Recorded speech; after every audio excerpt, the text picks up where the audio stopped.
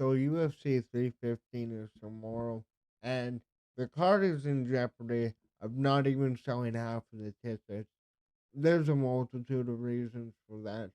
We're gonna go through the card. We're gonna, well, not like the fights. We're gonna go through why this card has no hype around it. We're gonna get into the promotion, and I'm gonna go on a full blown rant on how the UFC needs to fix this, especially after last weekend when boxing. I would really say boxing established. It is making its comeback. But we're gonna start off here with this article. UFC 315 ticket sales plummet just days ahead of event.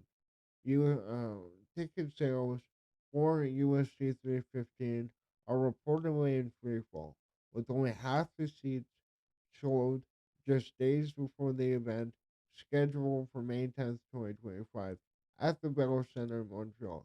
UFC 315 expected to draw a strong Canadian crowd thanks to its two championship fights.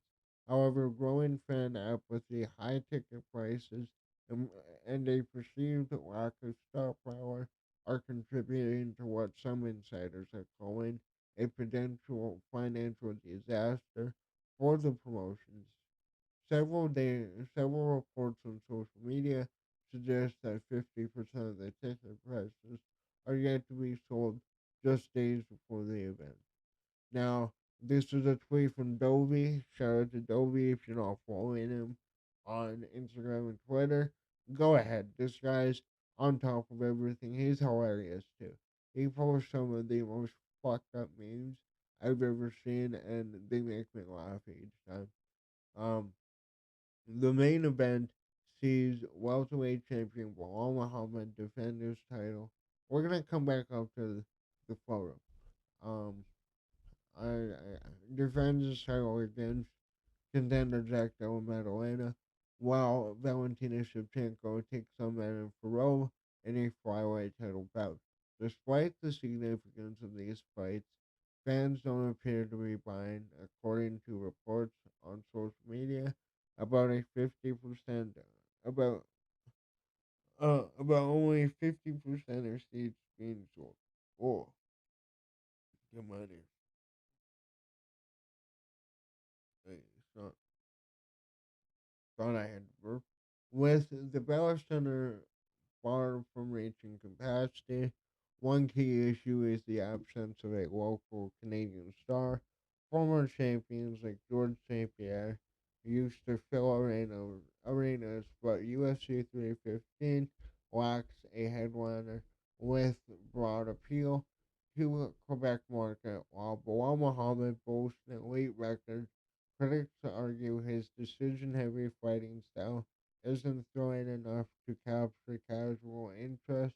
Even attempts to boost the card with weight replacements like Kyle Prepelic stepping in for Yoel Alvarez has done little to move the needle.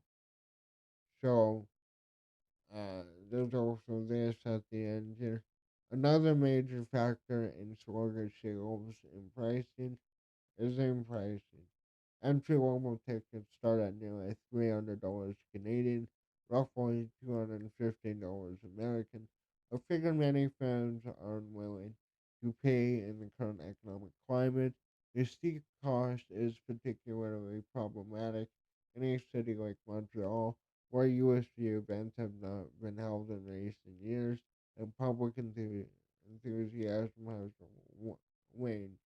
UFC CEO Dana White had high hopes for UFC 315 and touted, whoa, that kind of scared me, that touted the card as a can't miss spectacle.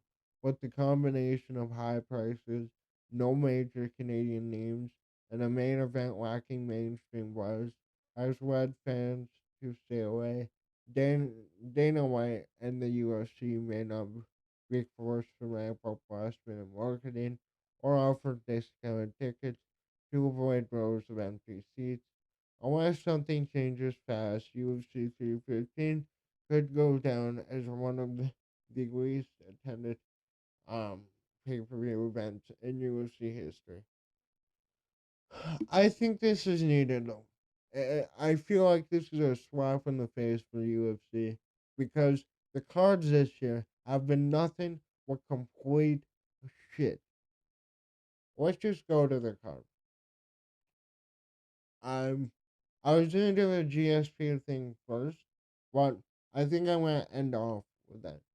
So the main event, Bilal Muhammad JDM. Bilal Muhammad isn't a star. He isn't a star. He's not liked by the crowd. He doesn't have an interesting fight. So Jack Della Maddalena has an interesting fight. So, but isn't a star with the casuals yet. Um, I feel every hardcore yeah, JDM is in your top five active right now of favorite fighters. Beautiful boxing, really good striking. He does need some work in the grappling department, but he's still a high level grappler. Then you got Valentina Shevchenko versus Manon Fiorot in the co-main event. Manon Fiorot is really good. She's really good all around. Has good striking, good grappling. Valentina Shevchenko, in her later years, transitioning to a style that uh, helps her at her age and potentially going on another run here after losing her belt to Alex Grasso in those fights. Once she got it back in the third one. Then you got Jose Aldo, UFC Hall of Famer, MMA legend, one of the greatest of all time. Amin Zahabi, brother of Faraz Zahabi, and GSP will be in his corner, which we're gonna get to. Alexa Grasso taking on Natalia Silva. This is a good fight. Like Natalia Silva is really good. She's run on a really good run ever since losing. Who did she lose to? Let's check it. She lost to Moreno Rodriguez in 2017. Ever since then, she's been on like a 12 fight win streak. Um, yeah, we're going down. Benoit Saint Denis versus Kyle Prepolek. This was supposed to be Yoel Alvarez, which I think would have been a really good fight. Then we would have had Yoel Alvarez potentially in the top 15. But it's still an interesting fight. Kyle Prepolek is coming out from a few knockouts, coming back to the UFC. Benoit Saint Denis really needs that win. Mike Malott has a lot of potential, waiting for a breakout performance. Charles Radke, really good striker, a lot of good performances. Jessica Andrade, Jazz the Vicious. I'm not going to go through every card, by the way. You see, we don't have many stars. We don't have many big names. We have a lot of good fighters, but casuals do not know who these people are. Now, I want to move over to this. But before I do, we need more. We need more promotion. Whatever happened to the interviews? Whatever happened to what they did with Jorge Masvidal and Darren Till, where they had him sit down at a table and just talk shit. The infamous one on one with Daniel Cormier in the dark room. Whatever happened to that kind of promotion? Why is it all we get in terms of UFC promotion is a video on Instagram by Dana White announcing the fight? You get UFC embedded. You'll get two press conferences. Maybe something happens in them, or nothing. It was like, oh, good training camp. Same questions every time. How was the training camp? Well, what are you expecting when you go in there? Nothing about, oh, we noticed this technique you use. Like, can you talk about that or anything like that? But Let's read this one here. George St. Pierre, and this is something I think they should start doing with multiple fighters. George St. Pierre opened the rapping belt around UFC 350 main event winner's weight. George St. Pierre is the greatest welterweight of all time and longtime former UFC champ. Um, said he will be open to being a small part of the UFC 350 main event if his services are required.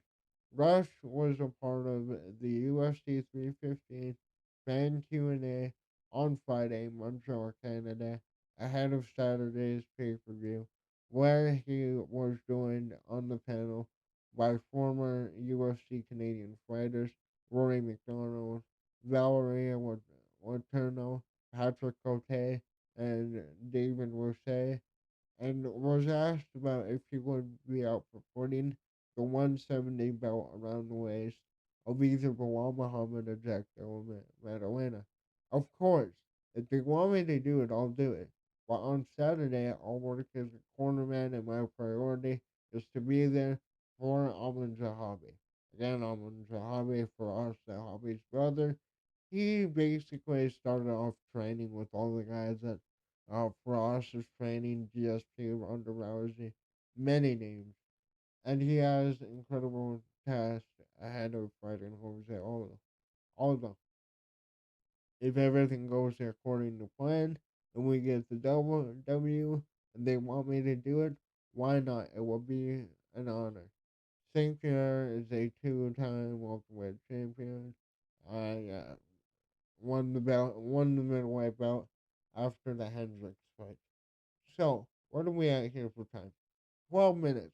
Perfect. I probably have like 8 minutes to go off.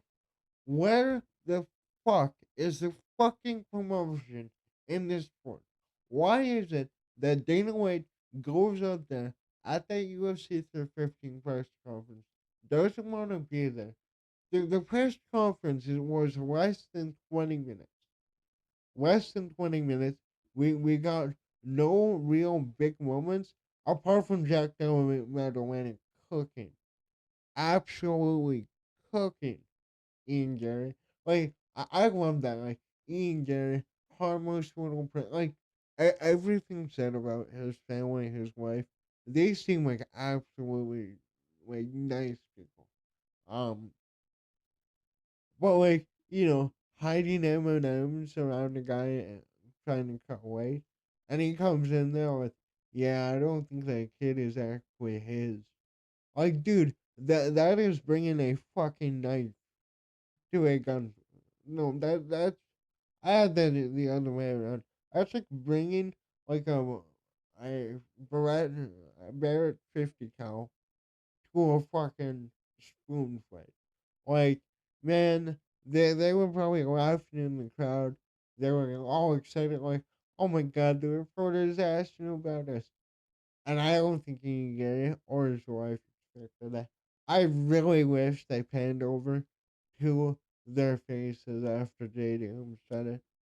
But that's JDM, man. He proved that he's one of the boys. He's one of the boys. He gets what we're doing here over on, the YouTube MMA scene. Where the fuck is the promotion? And like, okay, I want to bring this up, and I nearly forgot. I nearly forgot. And this is where my main rant is going to come from. And then we're gonna get out of here. So this is at the UFC 315 press conference. And this is how, I guess we scored. Let's go. So this is how Elite Korea, the main event of UFC 317, is announced by Dana White. You know, the second or maybe even the most hyped up fight we have right now. How does Dana White promote this? Poirier did an interview a few minutes ago where he said the winner of this fight is going to determine whether he fights Islam Makhachev or Charles Oliveira on International Fight Week. Can you confirm that that's the stakes attached to this main event too? Yeah, there's a lot of moving parts right now, and yeah, that's pretty accurate. Lastly, for Dana, Dana.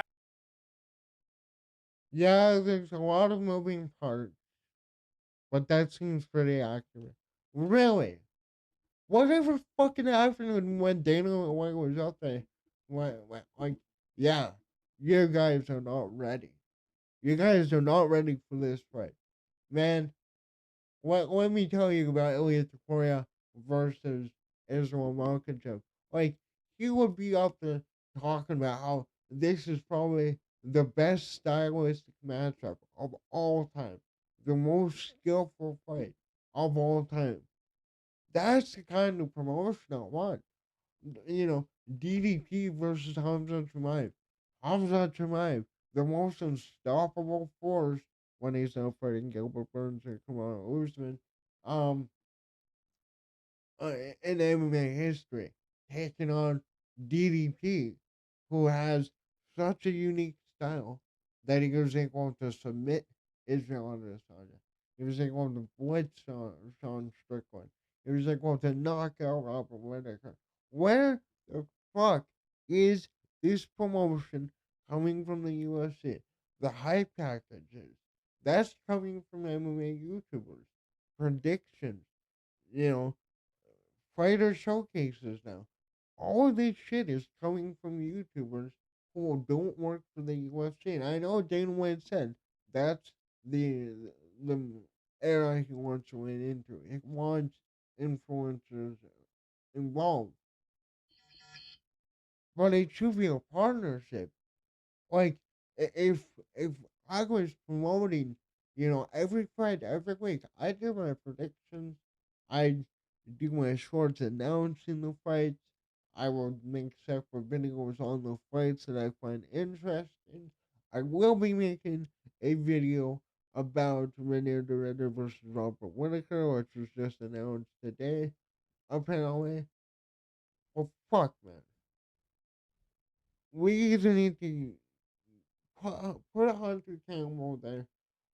Bring out when John Anik does the press conferences. It's like 30 minutes. We get so many questions. Granted, the media, that's a whole other fucking rant. Um, where the fuck is the promotion? I keep saying this. Like, maybe we need Bellator back. Maybe we need PFL to compete, but it won't happen. The best years of the UFC, the Conor era, the fighters that came after him, Khabib, Gaethje, Poirier, you know, all of these different guys. That came after, that came at a time when they were competing with Bellator. They were competing with PFL 1. Yeah, they were always on top. Nobody will claim that any of those organizations spent much time ahead of the UFC. Well, fuck, dude. We need fucking promotion. We need somebody up there that's hyping up three of the biggest fights of all time. Legitimately. Thomas Snow, John Jones, Islam Topuria, DDP Hamzat. Those are fights that could potentially um give us the greatest of all time, the greatest of their division, top five, top three fighters, the greatest of all time. We could be promoting the shit out of this. These events could be like 2 million pay-per-views if they promoted the way that boxing is now promoting fights better. What the fuck are we doing here? Well, I don't know. we'll have to see how tomorrow goes. Um, I could be wrong. I could be wrong. I could. We could see the greatest performances of all time, and we could be totally wrong about this card, and we look stupid for shitting on it for not even being able to sell half their tickets. But I've been rambling on too long. What do you think about this mess with UFC 315 barely being able to sell out half of their tickets? Do you think it's on the Canadian economy, which again is a factor? Or do you think it's the fight or the promotion, or should I say lack thereof? I'm interested to hear what you have to say down below. Thanks for watching. Later.